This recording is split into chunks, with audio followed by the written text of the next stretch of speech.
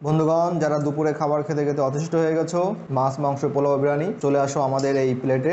এই রেসিপিটা একদমই নতুন একটা রেসিপি। এটা আসলে ঢ্যাঁড়স, লেডিস ফিঙ্গার, আর এখানে আছে একটা ডিম হালকা একটু তেল দিয়ে, মানে একটু বয়েল করা আর কি। আর এখানে আমি খাচ্ছি হচ্ছে মুড়ি। খাই তাহলে কেমন লাগে দেখি। খাবার দাবার একটু ভ্যারিয়েশন থাকা দরকার মাঝে মাঝে। আমাদের ট্র্যাডিশনাল যে ফুডগুলো আমরা খাই, তো গরমের দিনে আসলে এগুলোর ভালো লাগতেছে না। আরো চমক আছে, এখানে দেখতে পাচ্ছ শশা আছে একদম দেশিটা, আরো অনেক কিছু আছে।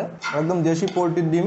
এখানে যেটা দেখতে পাচ্ছ এটা হচ্ছে কাঁচা কলা। কাঁচা কলা, এটাও হালকা একটা রেসিপি, মানে খুবই কম তেল, জাস্ট একটু বয়েল করা। এর সাথে আবার মনে হয় মেবি টমেটো দেওয়া ছিল, কিন্তু টমেটোটা এখানে নাই। তো এইগুলো দিয়ে, সবকিছু দিয়ে, এটা হচ্ছে আজকে আমার দুপুরের মিল। এখানে যা যা খাবার আছে সবকিছু আমাদের দেশি খাবার, বিদেশি কোনো খাবার এখানে নাই। এগুলো খাই আসলে ভাতের সাথে, কিন্তু আমরা বিশেষ করে আমি আজকে দুপুরে আসলে ভাত খেতে চাচ্ছি না, যে প্রচণ্ড গরম, এখন কিছুটা একটা খেতে হবে এখন।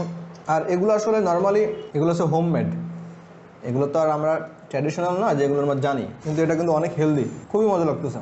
ঢ্যাঁড়স কিন্তু নর্মালি আমরা ভাজি খাই, বাড়িতে আমরা গ্রামে হচ্ছে রান্না করে ঢ্যাঁড়স দিয়ে, মাছ দিয়ে রান্না। আমার ভালো লাগে এটা আসলে, কিন্তু অনেক খাবার কখন খাবো। তো ডিমটা ভাঙবি, হ্যাঁ, ওকে। মুরগির ডিম হাঁসের ডিমের মধ্যে অনেক পার্থক্য আছে। ঈদের সময় যখন বাড়িতে ছিলাম, হাঁসের ডিম খাইছিলাম। হাঁসের ডিমের এই কুসুমগুলা, দেশি হাঁস যেগুলো আছে, সেই মানে পুরো একদম সূর্যের মতো যে কুসুম, এরকম কালারটা চলে আসে। আমি এটা উঠাতে পারতেছি না। ডিম নিলাম, ঢ্যাঁড়স, কাঁচা কলা, একটু শশা নিই। মাঝে মাঝে কিন্তু এভাবে খাওয়া ভালো, তেলে ঝোলে ভাত খাবো। আহারে, কুসুমটা বের হয়ে গেছে।